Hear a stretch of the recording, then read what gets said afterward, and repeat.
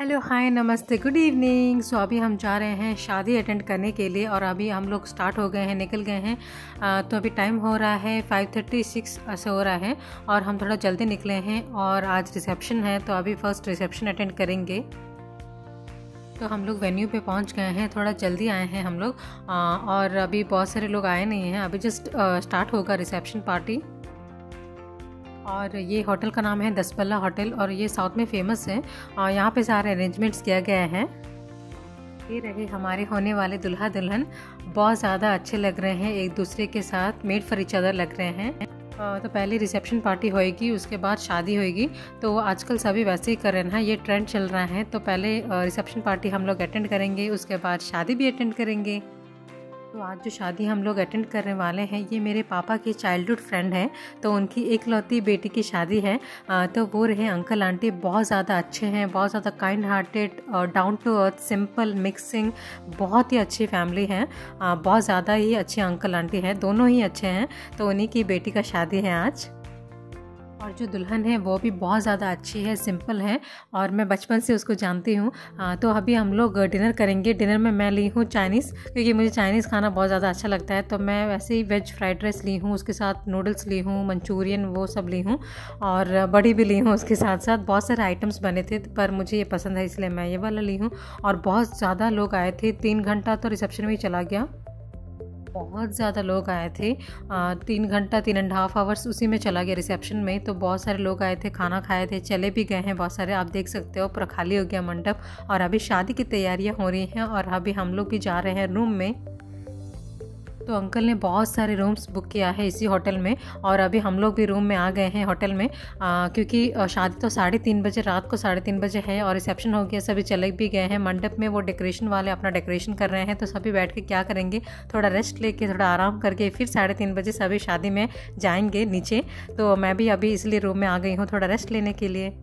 और आज का लुक कैसा लग रहा है मेरा, मुझे तो कुछ पता नहीं चल रहा है, अच्छा लग रहा है गंदा लग रहा है पता नहीं। पर ये बहुत ज़्यादा पुराना ड्रेस है, नए तो बहुत सारे ड्रेस हैं पर सभी पहन लूँगी तो पुराने ड्रेस कब भी पहनूँगी, है ना। तो इसलिए ये वाला निकाली हूँ बाहर और ये वाला मैं आज पहनी हूँ।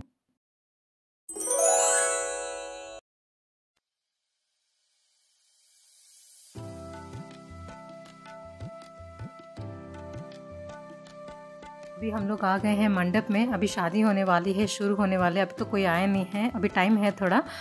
तो मैं तो सो गई थी, मैं सोची कि मैं अपना फ़ोन देखूंगी और टाइम पास कर लूँगी, बट इतना ज़ोर से नींद आया मुझे पता भी नहीं चला मैं कब मेरा आंख लग गया। तो मैं सो गई थी, अलार्म लगा के उठी थी और अभी हम लोग मंडप में आ गए हैं। और आप देख सकते हो मंडप एकदम बहुत सुंदर तरीके से सजाया गया है और ये है तेलुगु ब्राह्मण वेडिंग। तो ये ब्राह्मण्स हैं और इनका वेडिंग कैसा होता है मैं आपके साथ शेयर करूँगी सारा रस्में। तो तेलुगु वेडिंग तो नॉर्मली आप लोग शायद देखे होंगे वीडियोस में वगैरह, बट ब्राह्मण्स का जो होता है वो थोड़ा डिफरेंट होता है। सारी जो रस्में होती हैं ऑलमोस्ट सेम ही होता है, बट ब्राह्मण्स में कुछ रस्में एक्स्ट्रा होती हैं, डिफरेंट होती है। तो अभी जो अंकल हैं वो दुल्हा जो हैं उनको अभी जो थ्रेड सेरेमनी होता है ना, तो ब्राह्मण्स में वो वाला पहना रहे हैं शायद थ्रेड सेरेमनी। तो शादियों में भी कुछ थ्रेड सेरेमनीज होते हैं, पहले भी टीनेज में भी थ्रेड सेरेमनी करा जाता है, बट शादी के टाइम में भी कुछ लोग वो सेरेमनीज को कंप्लीट करते हैं। तो अभी अंकल वही कर रहे हैं दुल्हा के साथ। अभी हमारी दुल्हन आ रही है स्टेज में। एक्चुअली दुल्हन पहले आई थी स्टेज पे और वो रेड साड़ी कुछ पहनी थी। मैं एक्चुअली होटल चली गई थी, होटल रूम में कुछ काम था और मैं मिस कर गई। तो जब दुल्हन आती है तो पहले टोकरी होता है ना, टोकरी, तो उसमें बिठा के उनके जो मामा जी होते हैं, 2-3 मामा जी मिला के टोकरी में उठा के दुल्हन को लेके आते हैं स्टेज पर। ब्राह्मण्स में ऐसा होता है, साउथ इंडियन ब्राह्मण्स में, तेलुगु ब्राह्मण्स में तो वैसे शादी होती है, तो टोकरी में लेके आते हैं। फिर मंडप में जो भी रस्में होती हैं, फिर थोड़े बहुत रस्में होने के बाद फिर से वो जाती है, चेंज करके आती है वाइट ड्रेस पहन के। तो ये वाला जो अभी स्टेज पे आई है, सेकंड टाइम आई है स्टेज पे, पहले आई थी मैं सारा मिस कर गई, रूम चली गई थी कुछ काम से। तो अभी फिर से वो अभी स्टेज में आ रही है और अभी जो दूसरी रस्में हैं तो वो सारे अभी कंप्लीट करेंगे और शादी भी होएगी। ये ब्राह्मण्स में ही ऐसे टोकरी में बैठ के आते हैं, नहीं तो हम लोग जो normal Telugu south Indian wedding है तो हम लोग हाथ में नारियल पकड़ के डायरेक्ट चल के आ जाते हैं। और हम लोग भी पहले एक कलरफुल साड़ी पहनते हैं, जैसे कि विद मतलब वाइट नहीं होता है, पहले नॉर्मली कलर साड़ी पट्टू साड़ी जो होता है साउथ में बहुत ज़्यादा फेमस है पट्टू साड़ीज़। तो हम लोग पहले एक साड़ी पहन के पट्टू साड़ी थोड़ा रस्में करते हैं स्टेज पे, फिर दूल्हा भी अपना जो भी कलरफुल ड्रेस होता है वो कुछ पहनता है। फिर 2-3 रस्में होने के बाद फिर पुजारी कहते हैं कि दोनों जाइए और चेंज करके आइए, तब हम लोग वाइट ड्रेस पहनते हैं। अगर वाइट ड्रेस नहीं पहनना है, मतलब वाइट साड़ी या फिर वाइट पंची जो बोलते हैं जो लड़का पहना है, अगर नहीं पहनना है तो हम लोग अपना जो कलरफुल साड़ी होता है उसके ऊपर वाइट कलर का पंची कुछ ऊपर ओढ़ना पड़ता है, क्योंकि वाइट हमारा बहुत ज़्यादा इंपॉर्टेंट है। तो हम लोग वैसे भी कर सकते हैं, नहीं तो वाइट साड़ी भी पहन सकते हैं। तो यहाँ पे दुल्हन जो वाइट साड़ी पहनी है, ये मराठी स्टाइल में जो पहनी है, ये पुराने ज़माने में ऐसे पहनते थे साड़ी, तो वो वही फॉलो करके वैसे पहनी है वाइट साड़ी। तो नहीं तो आप कलरफुल साड़ी में भी वाइट का जो थोड़ा बहुत अगर आप पहन सकते हो ऊपर। ये जो अभी रस्में कर रहे हैं, दुल्हन के जो कमर में कुछ बांध रहे हैं रस्सी जैसे टाइप्स में कुछ है, तो ये वाला डिटेल्स मुझे आइडिया नहीं है क्योंकि हमारे में ये नहीं है, बट ब्राह्मण्स में सारे ब्राह्मण्स में ये सारे जो रस्में होते हैं तो शायद उन लोगों को पता होगा, बट मुझे थोड़ा आइडिया नहीं है, तब मैं आपको कुछ बता नहीं सकती। बट ये वाला भी एक रस्म है।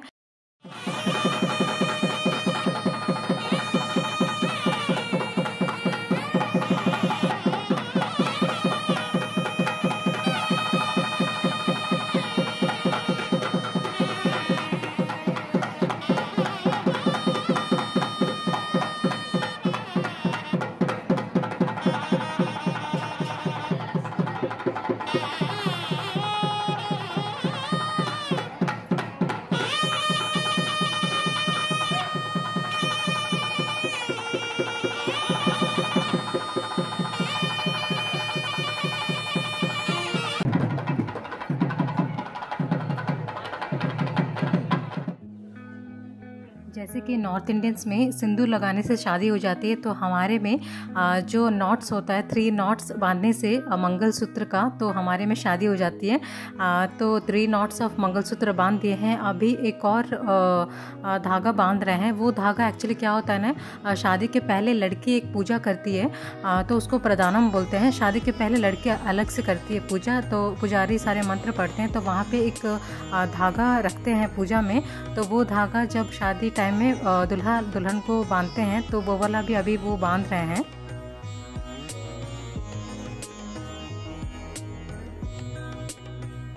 मुझे तो डिटेल्स में तो नहीं पता है ये सब रस्में क्यों करते हैं, उनका पीछे का जो मीनिंग होता है वो क्या होता है, बट ये पहले से चला आता आ रहा है, मतलब भगवान के टाइम में, तो इसलिए ये सब रस्में हो रही हैं। और मैं बहुत सारे शादी भी अटेंड की हूँ, तो ये सारी रस्में कॉमन होती हैं, तो इसलिए मुझे पता है। जितना मुझे पता है मैं आपके साथ शेयर करती जाऊँगी। और जो पीछे खड़ी है ना ब्लू साड़ी में, तो वो दुल्हा की बहन है, छोटी बहन है, तो वो दोनों भाई बहन है, मतलब दुल्हन की ननद है वो, और उनका भी रिसेंटली शादी हुआ है, मुझे आने के बाद पता चला। तो वो दोनों भाई बहन है।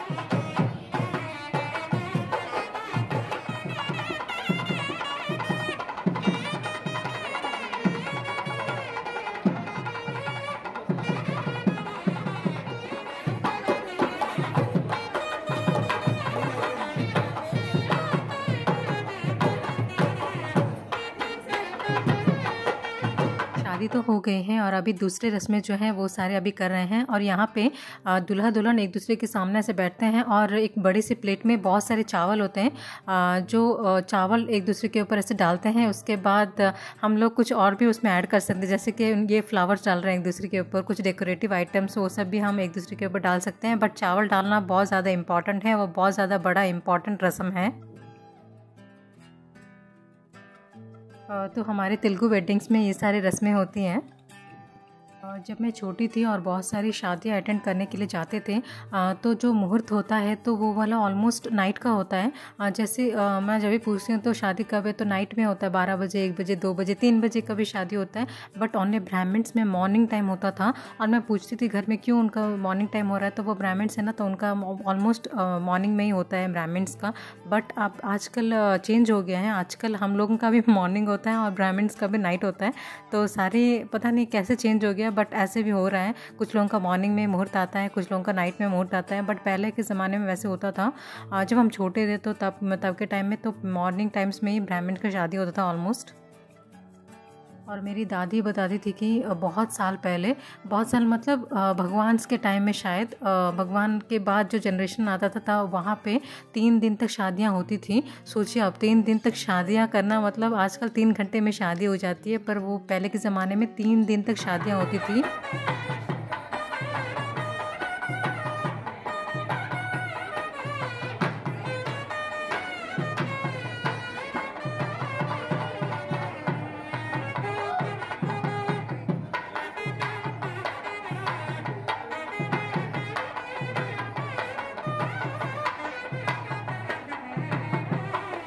और यहाँ पे एक रस्म है जहाँ पे दुल्हा की जो बहन है वो आरती उतारती है। उसके बाद जैसे जूता चुराई होती है, पैसे का डिमांड करते हैं, यहाँ पे भी वैसे आरती उतारने के बाद पैसे का डिमांड कर सकते हैं दुल्हन की जो ननंद है वो।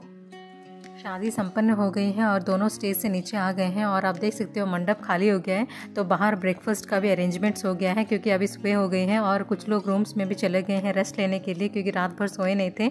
और बहुत अच्छे लग रहे हैं, दोनों का जोड़ी एकदम मस्त लग रहा है, मेड फॉर ईच अदर। और अंकल आंटी तो बहुत ज़्यादा अच्छे हैं और अच्छे लोगों के साथ हमेशा अच्छा ही होता है। God bless them.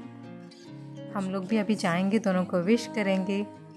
कैसा लगा आपको मेरा ये इंडियन तेलुगु वेडिंग का व्लॉग? अच्छा लगा हो तो प्लीज़ सब्सक्राइब कर देना, वीडियो को लाइक भी ज़रूर करना। फिर मिलूंगी दूसरे व्लॉग के साथ, तब तक के लिए tata bye bye, take care.